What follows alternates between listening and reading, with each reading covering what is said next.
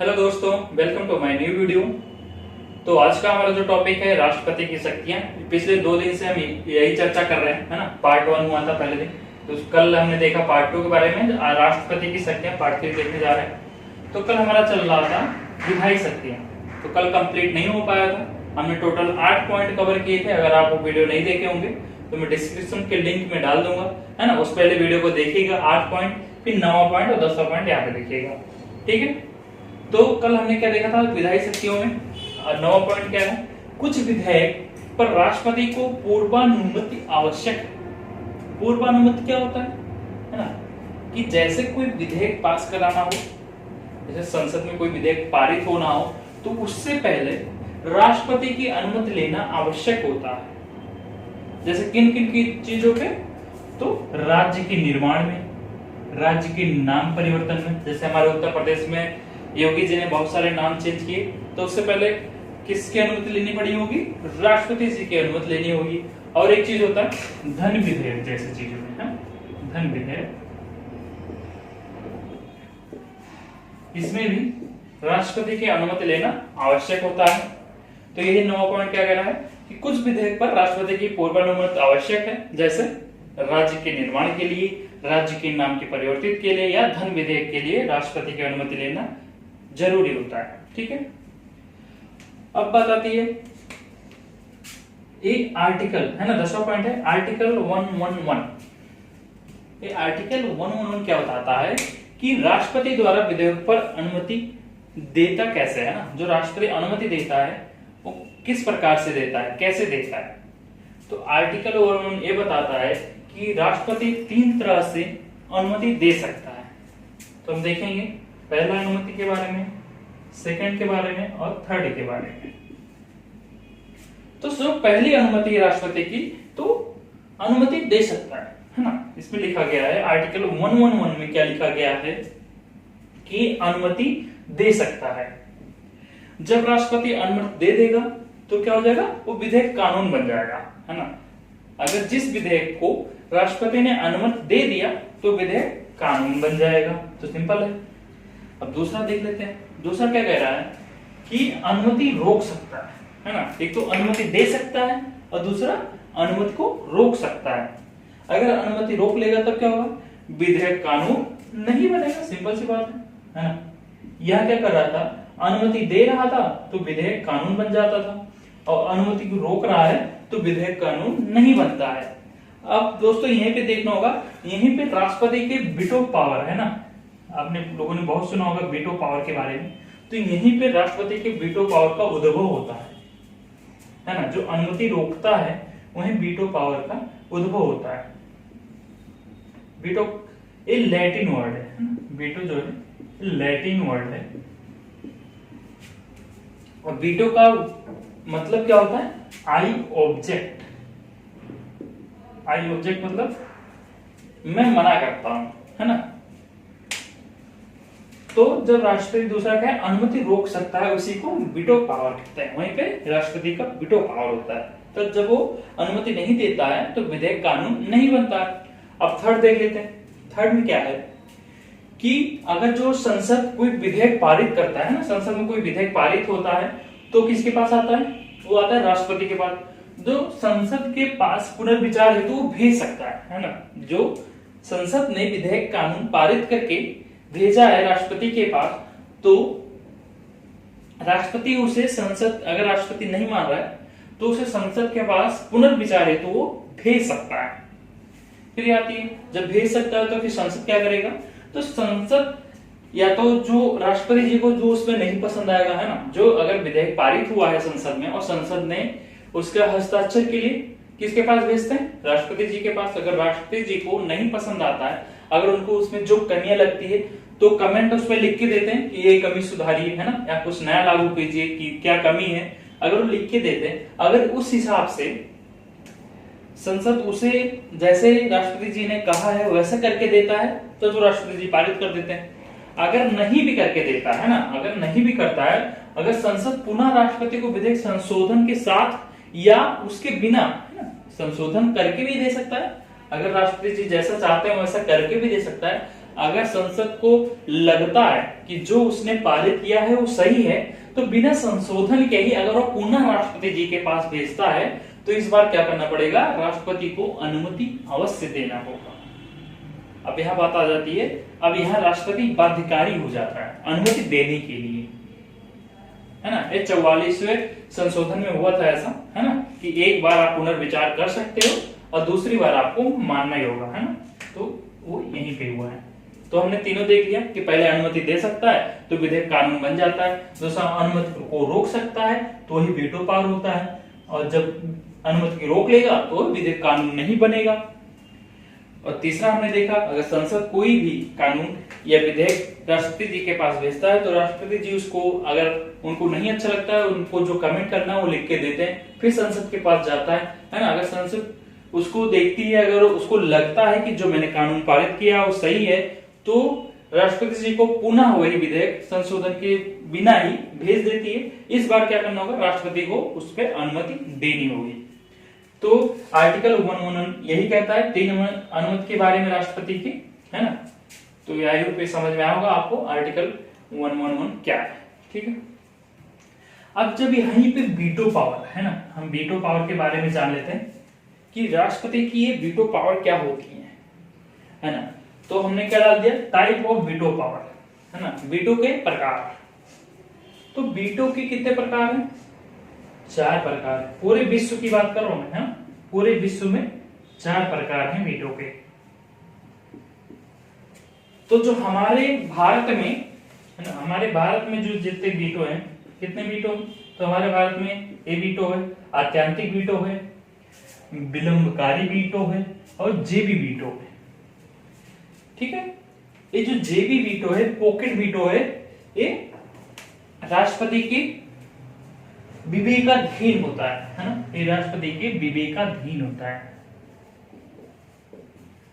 विवेकाधीन होता है। पेपर में पूछ लिया जाता है कि इन चारों में से राष्ट्रपति का विवेकाधीन जो वीटो है कौन सा है, तो जेबी वीटो जो होता है वो विवेकाधीन होता है। बाकी जो आत्यांतिक वीटो है और विलंबकारी वीटो है, तो ये मंत्रिपरिषद के सलाह से वो इस्तेमाल करता है इस वीटो का, ठीक है। और जो विशेषित वीटो है ना, ये केवल यूएसए में पाया जाता है, अमेरिका में होता है विशेषित वीटो, ठीक है। तो आइए हम एक एक को समझते हैं क्या होता है। आत्यांतिक वीटो मतलब एब्सोल्यूट वीटो क्या होता है कि जब राष्ट्रपति अनुमति ना दे तो कानून नहीं बनेगा।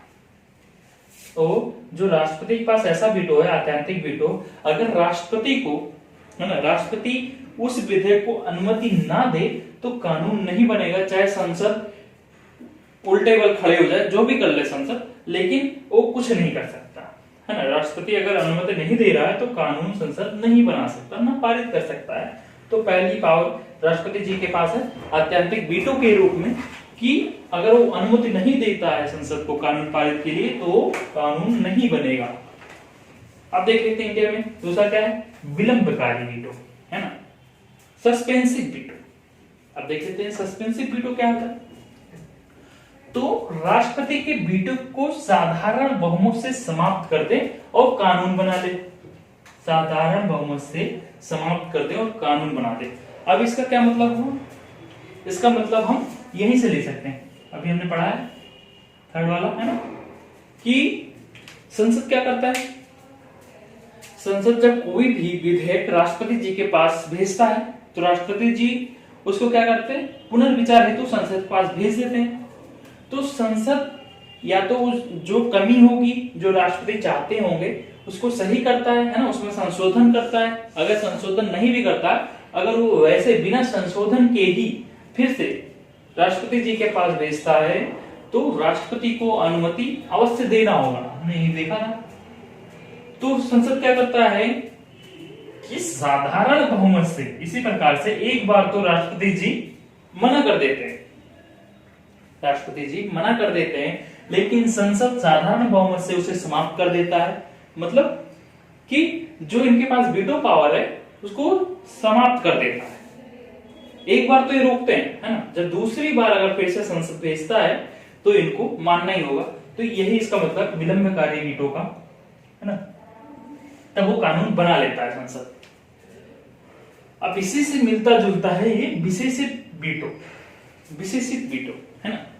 तो इसमें क्या लिखा है कि राष्ट्रपति के वीटो को विधायिका, विधायिका अमेरिका में विधायिका कांग्रेस होती है ना, मैंने बताया हुआ है पहले, विधायिका को कांग्रेस कहते हैं यूएसए में, विशेष बहुमत से समाप्त कर देता है और कानून बना लेता है, तो उसे ही विशेषित वीटो कहते हैं। यहां विशेष से क्या लेना देना है, यहाँ पे था साधारण बहुमत, यहाँ राष्ट्रपति के वीटो को विधायिका जो होती है विशेष बहुमत से, मतलब सबकी बहुमत वहां पे जरूरत होती है ना।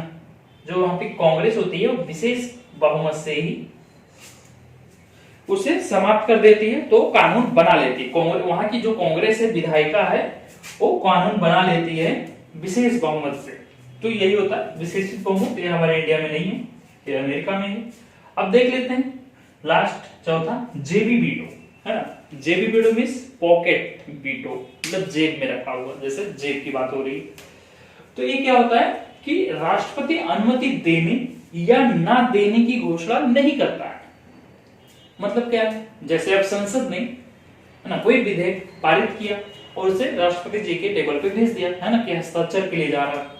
अब राष्ट्रपति जी उस पर ना कोई निर्णय ले रहे हैं, है ना हाँ बोल रहे न ना बोल रहे। अब या तो उस टेबल पे वो सालों साल पड़े रहता है, 1 साल 2 साल ऐसे पड़े रहता है, तो उसी को क्या बोल देते हैं कि अब राष्ट्रपति जी ने उसे जेब में रख लिया है। ये बस कहने की बात होती है, मतलब कहने के लिए है कि जेब में रख लिया, उसी के लिए लिख दिया गया जेबी वीटो। मतलब उस पर वो कोई निर्णय नहीं ले रहे, ना हाँ बोल रहे हैं ना बोल रहे हैं, उसी को क्या कहते हैं, जेबी वीटो कहते हैं। ये राष्ट्रपति की अपनी विवेकाधीन शक्ति है जो इनकी एक, ये जो खुद लेते हैं, है ना।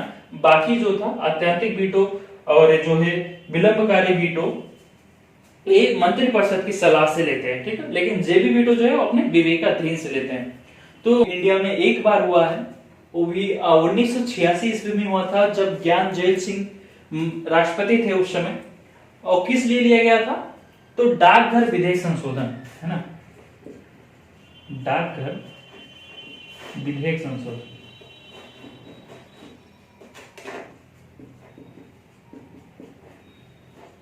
इसको आप लिख लीजिएगा, पेपर में पूछा जा सकता है कि जेबी वीटो का प्रयोग किसके लिए किया गया था, तो डाकघर विधेयक संशोधन के लिए किया गया था। और किसने करा था, ज्ञानजेल सिंह ने करा था, उस समय वो राष्ट्रपति थे। जो डाकघर विधेयक संशोधन था, अब ये आखिर था क्या, है ना, इसके बारे में थोड़ा मैं चर्चा कर लेता हूँ। आपको बता दूं ये डाकघर विधेयक था क्या। उस समय पंजाब में बहुत सारे नक्सलवाद और अपने 12 राज्यों में इंडिया के नक्सलवाद बहुत फैला हुआ था उस समय। तो वो लोग एक दूसरे को किस तरह से वो लोग वार्तालाप करते थे। तो पहले फोन का चलन तो था नहीं, जैसे इस समय सबके पास फोन है ना, व्हाट्सएप है। अगर आप घर से बाहर निकल रहे हो तो बता दिए, हाँ मैं ऑटो मिल गई है, अब मैं मार्केट पहुंच गया हूँ, सब्जी ले लिया हूँ, वापस आ रहा हूँ। ऐसा पहले नहीं था। अगर आप पहले घर से निकलते थे तो जब अगर आपको मुंबई जाना है उत्तर प्रदेश से, तो आप जाते थे तो हाँ 10 से 12 दिन बाद चिट्ठी आती थी वापस कि अब मैं पहुंच गया हूँ सकुशल। तब पता चलता था 15 दिन के बाद कि अच्छा अब मुंबई ये पहुंच गया है सही सलामत। तो जो नक्सलवादी थी वो क्या करते थे, वो भी चिट्ठियों का ही सहारा लेते थे, है ना। उनको जो अंजाम देना होता, जो कार्य करना होता, वो चिट्ठियों के माध्यम से, डाकघर के माध्यम से ही करते थे।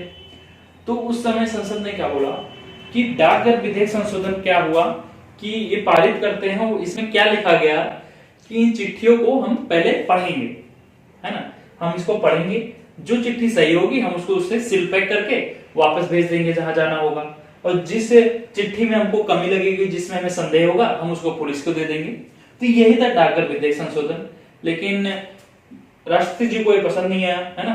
क्यों नहीं आया, क्योंकि इसमें लोगों की जो गुप्त बातें होंगी, है ना, वो सब पढ़ लेंगे, तो उनके लिए अपने संविधान में लिखा गया है ना, उनका राइट है, तो इस संविधान के खिलाफ था, ये भी हो सकता है। इसलिए राष्ट्रपति जी ने इसको अनुमति नहीं दी थी। तो यही था डाकघर विधेयक संशोधन। आई होप आपको समझ में आया होगा। अगर आपको वीडियो अच्छा लगा हो तो इस वीडियो को लाइक कीजिएगा, मेरे चैनल को सब्सक्राइब कर लीजिए और अपने दोस्तों को जरूर शेयर करें, है ना। और जो भी नया आया है इस वीडियो को देख रहा है, तो इसके पहले मैंने 8 वीडियो डाले, तो पहले उसको आप देख लीजिएगा, है ना, राष्ट्रपति की शक्तियां पूरा देख लीजिएगा। उसका मैं लिंक आपको डिस्क्रिप्शन में दे दूंगा, आप जाके देख लीजिएगा। थैंक यू गाइस, मिलते हैं कल के नेक्स्ट वीडियो में।